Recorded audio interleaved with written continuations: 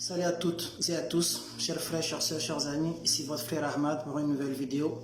Que la paix de Dieu soit sur vous où que vous soyez à travers le monde. Mes frères, mes sœurs, dans cette vidéo, j'aimerais m'adresser à l'ensemble de la communauté musulmane, femmes, jeunes et même les imams, les savants religieux. Mes frères, mes sœurs, comme vous le savez, il y a un hadith du prophète sallallahu alayhi wa sallam qui, normalement, doit inquiéter tout musulman qui est soucieux du bien-être de sa religion, mais surtout de son salut dans l'au-delà. Le prophète Mohammed sallallahu alayhi wa sallam a dit un hadith il y a 14 siècles, 1400 ans auparavant, c'est une prophétie. Un hadith que j'aime bien rappeler dans mes vidéos parce qu'on a tendance à oublier un peu. J'aime bien rappeler ces hadiths-là et qui doit vraiment interpeller tout musulman. Qu'est-ce qu'il a dit?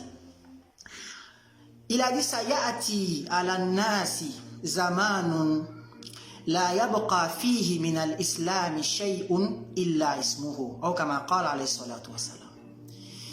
Il dit viendra une époque pour les musulmans où la seule chose qui restera de l'islam, ce n'est que le nom. On dirait qu'il y a 3 milliards de musulmans. Il y a 10 millions de musulmans. Il y a des musulmans par-ci, des musulmans par-là. Le nom, mais quand vous regardez dans les attitudes, Wallah, ils sont très loin. L'islam est complètement innocent d'eux. Ce qu'ils font n'a rien à voir avec l'islam. J'aime rappeler ce hadith-là parce qu'aujourd'hui, nous, on a un mauvais jugement qu'on fait. C'est qu'on croit que le nom, il suffit de porter un nom musulman, d'appartenir à une famille musulmane. Même lorsque notre idéologie, nos pensées n'ont rien à voir avec l'islam, on croit que c'est suffisant. Peut-être que c'est suffisant dans cette vie-là, mais dans l'au-delà, tôt ou tard, ça va te porter préjudice. Tu vas le regretter. Voilà pourquoi on aime rappeler. Et quand on fait des rappels, nous ne sommes pas ici pour dire des choses, pour faire plaisir aux gens. Nous n'allons pas nous abstenir de parler de peur de choquer, de peur de frustrer, de peur qu'on nous dise « Ah, ceux-là, ils sont compliqués, ceux-là, ils sont des extrémistes. » Nous n'allons pas arrêter de parler. Ok? Parce que toute personne qui connaît une chose et qui la cache dans le but de faire plaisir aux gens, dans le but de faire plaisir aux gens, Allah risque de mettre du feu dans sa bouche yawm al-qiyamah. Tu connais une chose, au lieu de la dire, tu préfères la garder de peur de frustrer les gens. Ah, si j'ai dit ceci, ils vont dire je suis compliqué, ils vont dire je suis cela. Non, il faut dire les choses. Le prophète sallallahu alayhi wa sallam nous dit, vas-y, dis aux gens ce que tu as appris de moi. Et même dans le Coran, Allah disait au prophète, dis aux gens ce qu'on t'a enseigné. Wallahu ya'simuka minan nas, c'est Allah qui te protège contre les gens. L'amour des gens n'est qu'un amour éphémère. Mes frères, mes sœurs, pour commencer avec les sœurs, Wallahi, les sœurs, ce sont les mamans, c'est-à-dire que ce sont les mères de notre communauté. Ce sont les futures mères qui vont enfanter. Ce sont les mères qui sont chargées de procréer, d'enfanter et de perpétuer les générations. Mais quand vous voyez aujourd'hui comment nos sœurs se comportent, Aïna l'islam, où se trouve la religion en elles? Wallahi, où se trouve la religion en elles? D'abord, leur façon de s'habiller. Aujourd'hui, toutes nos sœurs se sont occidentalisées. Ça fait mal de le dire, mais on va le dire. Les vêtements qu'elles portent, Wallah, ce sont des vêtements qui n'ont rien à voir avec l'islam. Aujourd'hui, quand tu vois une femme musulmane, de surcroît, il faut d'abord parler avec elle. Ou bien lui demander sa religion pour savoir à quelle religion elle appartient. Dans son accoutrement, il n'y a rien qui démontre qu'elle est musulmane. Les mêmes façons avec les païens, les mêmes façons avec les idolâtres, les mêmes façons avec les non-musulmans. Nous avons les mêmes façons de nous tenir avec eux. Tu vas voir une fille musulmane aujourd'hui, tous ses vêtements, 90% de quand elle est dehors, ce sont les jeans plaqués, des bodys, des petits polos, des casquettes, des baskets. Toi, tu es une femme ou bien tu es un homme? Entre nous, ça, ce sont les vêtements des hommes ou bien ce sont les vêtements des femmes? Parce que toujours la go veut paraître sexy. Non, je suis musulmane, mais ma religion c'est entre moi et Dieu. La façon de m'habiller ne t'importe pas. Subhanallah, le prophète sallallahu alayhi wa sallam a maudit tout homme qui se fait ressembler à une femme. Il a maudit aussi toute femme qui se fait ressembler à un homme. Ma soeur, tu es une fille musulmane, tu es une femme musulmane, mais habille-toi comme les musulmans.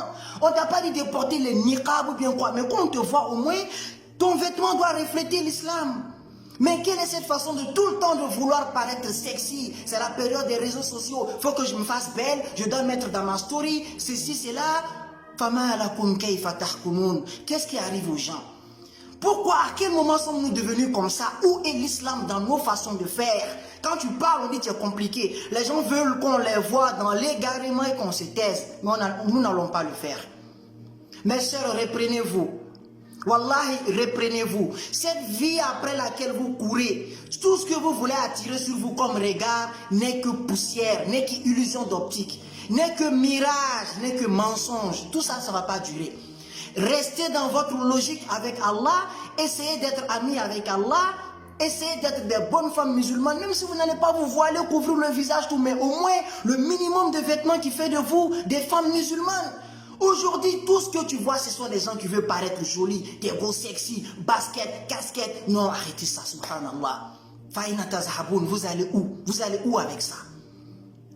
Concernant les frères, la jeunesse musulmane, c'est le pilier même, le plus fondamental de l'islam.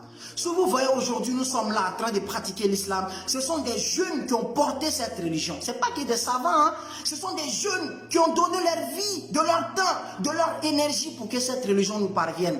Mais aujourd'hui, regardez la jeunesse musulmane. Qu'est-ce qui divertit la jeunesse musulmane? À part s'amuser, à part se divertir, à passer son temps à faire, c'est-à-dire à courir après les choses de cette vie d'ici-bas. Les gens ne vont même plus apprendre leur religion, ils n'ont pas le temps d'apprendre leur religion.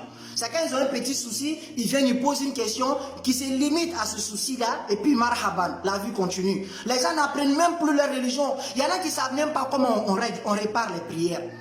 Quand je suis dans telle difficulté, comment je prie? On ne t'a pas dit d'être un savant.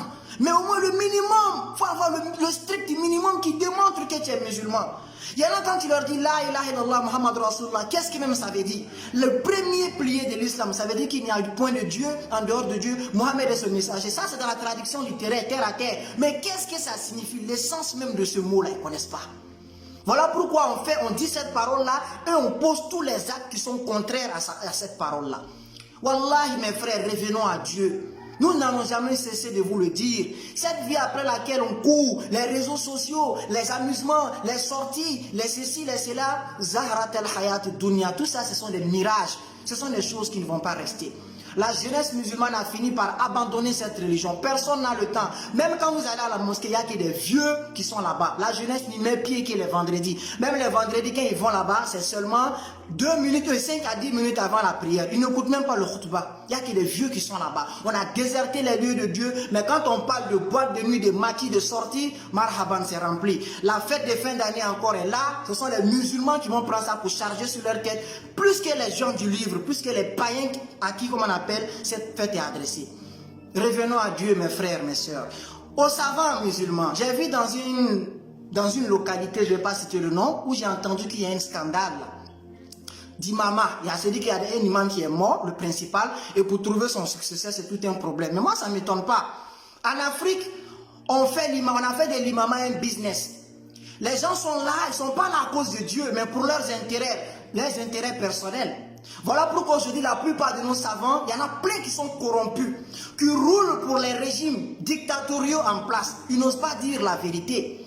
Parce que ce sont comme ce qu'on appelle Ibn Qayyim a dit dans son livre Al-Fawaid, Ulama usu, jalasu ala babil jannah, yad'una ilayha an-nasa bi aqwalihim, wa yad'unahum ila an-nari bi af'alihim. فكلما قالت أقوالهم للناس هلموا قالت أفعالهم لا تسمعوا منهم فلو كانوا ما دعوا إليه حقا لكانوا أول المستجيبين له فهم في الصورة أدلة quand vous les voyez dans l'apparence c'est des modèles à suivre avec les grands boubous, les chapeaux, mashallah, mashallah وفي الحقيقة mais dans la réalité ce sont des gens qui envoient en enfer. Voilà comment sont devenus nos savants. Ces paroles-là, ce ne sont pas moi qui les ai dites. Ce sont les paroles de Ibn Qayyim, rahimahullah. Donc nos savants finissent même aujourd'hui par devenir des savants, comme on appelle des régimes en place. Ils voient l'injustice, ils ne condamnent pas. Ils voient le mal quand ils viennent à la mosquée, c'est pour dire aux gens prier, voici comment prier. Mais comment même faire vivre cette religion, comment pousser les gens à adhérer à la religion, à aimer cette religion, ils ont démissionné de leur rôle. Mais ça ne m'étonne pas parce que nous sommes vers la fin des temps où cette religion-là ne restera que dans la main d'un petit groupe de personnes.